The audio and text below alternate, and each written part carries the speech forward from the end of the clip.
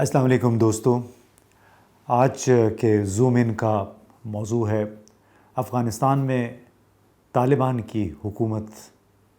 کو تقریباً 1 سال ہو گیا ہے، اس کی آپ برسی ہے سمجھیں۔ اور اب سوال یہ ہے کہ اس 1 سال کے دوران افغانستان نے اور طالبان حکومت نے کیا کھویا، کیا پایا۔ بہت اس حوالے سے چیمے گوئیاں ہو رہی ہیں، بات چیت خاص طور پہ طالبان حکومت پہ جو بین الاقوامی پابندیاں ہیں، اقوام متحدہ کے مطابق اب بھی اس کے کئی رہنما مطلوب ہیں۔ اس طرح افغانستان پہ امریکہ کی طرف سے اقتصادی پابندیاں بھی عائد ہیں، جس کی وجہ سے ان کی انٹرنیشنل بینکنگ ٹرانزیکشن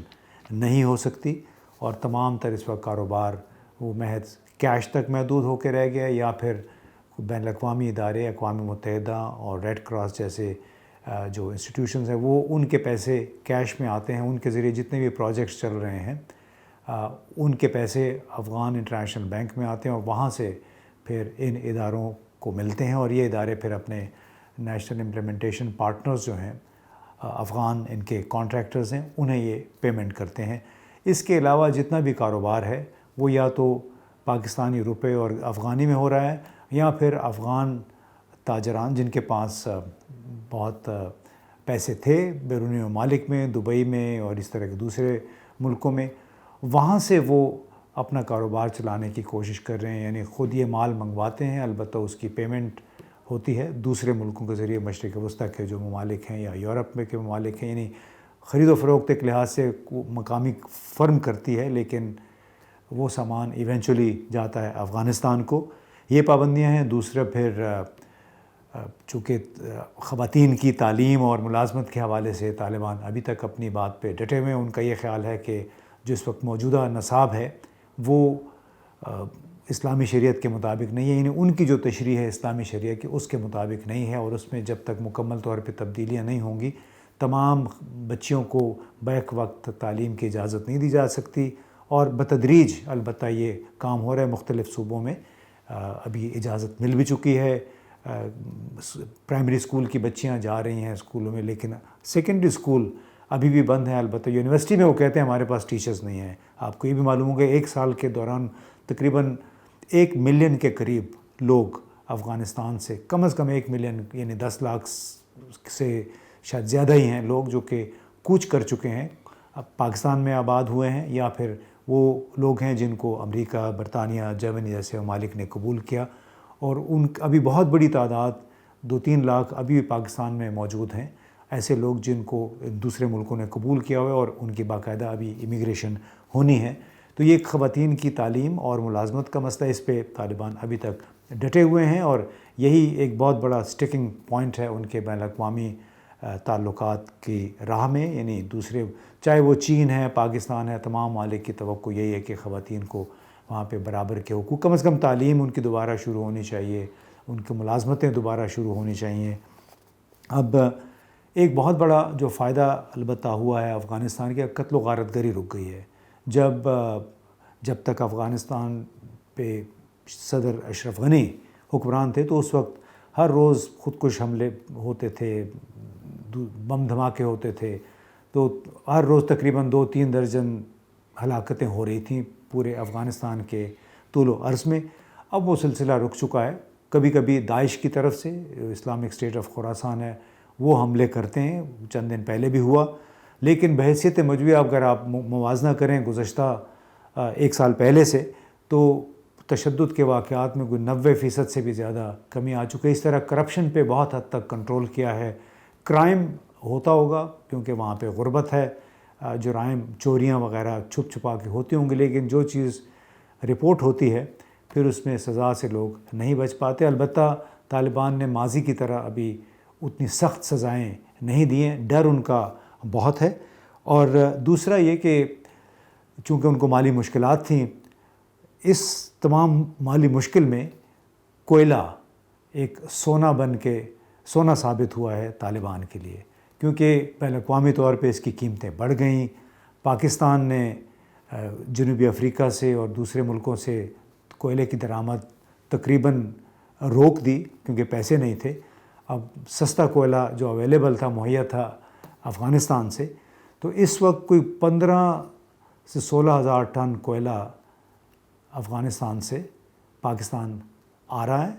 اور اس کے اوپر کوئی تقریباً $200 فی ٹن ہے، اور اس کے اوپر طالبان کو $70 ٹیکس وصول ہو رہا ہے۔ تو اس حساب سے ان کی ماہانہ آمدنی صرف کوئلے کی برآمد سے لاکھوں ڈالر میں پہنچ گئی ہے۔ اسی طرح ازبکستان اور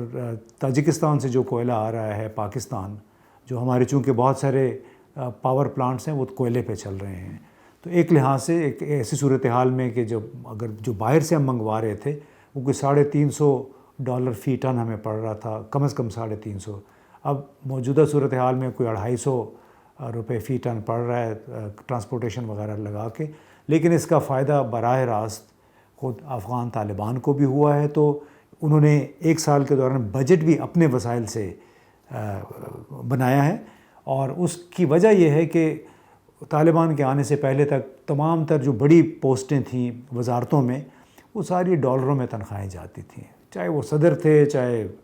ان کے مشیر تھے، وزیر تھے، سب کی تنخواہیں ڈالر میں تھیں۔ وہ سلسلہ مکمل طور پہ رک گیا ہے، یعنی جو ٹاپ ہیوی گورننس کا ماڈل تھا وہ ختم ہوا، اور اس کی ابھی تو وہی عام تنخواہیں ہیں، وہ بھی اب کئی لوگوں کو نہیں مل رہی ہیں کیونکہ حکومت کے پاس پیسے نہیں ہیں، لیکن بحیثیت مجموعی جو خطرہ تھا کہ مالی مشکلات کے باعث طالبان کی حکومت بہت جلد ختم ہو جائے گی، وہ نہیں ہوا، اور نہ ہی ان کے خلاف کوئی عدم اطمینان عوامی مظاہرے شروع ہوئے۔ اس کی وجہ شاید یہ ہے کہ مینج انہوں نے کیا ہے کسی طریقے سے۔ بہت بڑا سوالیہ نشان البتہ ہے کہ جو وہ گروہ جو پاکستان کے لیے، چین، روس کے لیے، دوسرے ملکوں کے لیے خطرہ ہیں، ان کے خلاف کیا کیا طالبان نے۔ جیسے ایمن الظواہری بالکل کابل کے ایک انتہائی پوش علاقے میں مارے گئے امریکی ڈرون میزائل میں، اور وہ ایسے علاقے میں مارے گئے جو کہ اس وقت طالبان کے کنٹرول میں ہے، طالبان کے قبضے میں، ان کے گیسٹ ہاؤسز کے طور پہ وہ علاقہ استعمال ہوتا ہے۔ تو اس لیے پوری بین الاقوامی برادری کو ایک دفعہ پھر اس بات سے تشویش لاحق ہو گئی ہے کہ طالبان نے جو وعدہ کیا تھا دوحہ معاہدوں کے تحت کہ ہم اپنی سرزمین کو دوسرے ملکوں کے خلاف دہشت گردی کے لیے استعمال نہیں ہونے دیں گے، تو وہ وعدہ ان کا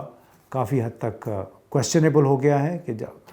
ایمان الظواہری کی موجودگی سے پھر جو عمر خالد خراسانی جو TTP کا لیڈر مارا گیا ہے،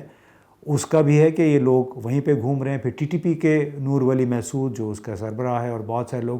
ابھی بھی کابل میں زیادہ تر لوگ رہائش پذیر ہیں۔ تو اس حوالے سے بہت بڑا سوال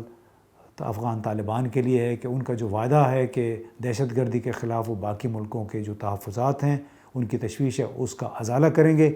وہ ازالہ نہیں ہو سکا۔ اندرونی طور پہ انہوں نے امن قائم کر دیا ہے، لیکن بیرونی طور پہ جو وہ گروہ جو دوسرے ملکوں کے لیے خطرہ ہیں، وہ ابھی بھی ان کی پناہ میں ہیں، امان میں ہیں، ان کے خلاف یہ براہ راست ایکشن نہیں کرنا چاہتے، کیونکہ ان کا یہ کہنا ہے کہ یہ دوسرے ملکوں کے خلاف، غیر ملکی قوتوں کے خلاف جہاد میں ہمارے ساتھ رہے ہیں۔ لیکن یہ اتنا آسان مسئلہ نہیں ہے، بھلے وہ ان کے ساتھ رہے ہوں، لیکن جب تک یہ گروہ پاکستان، چین، روس، ایران اور خود دوسرے یورپی ملکوں کے لیے خطرہ بنے رہیں گے، یہ ایک بہت بڑا سوالیہ نشان رہے گا طالبان کی انسداد دہشت گردی کی کمٹمنٹ پہ۔